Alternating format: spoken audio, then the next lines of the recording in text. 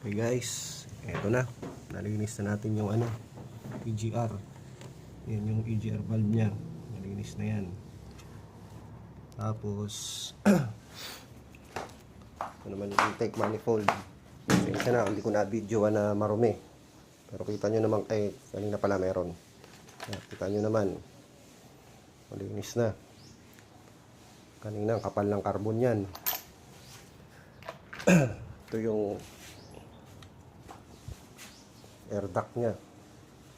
Dito nakakabit yung EGR pipe. Dito yung throttle. Ito yung nakakabit sa sa intake manifold.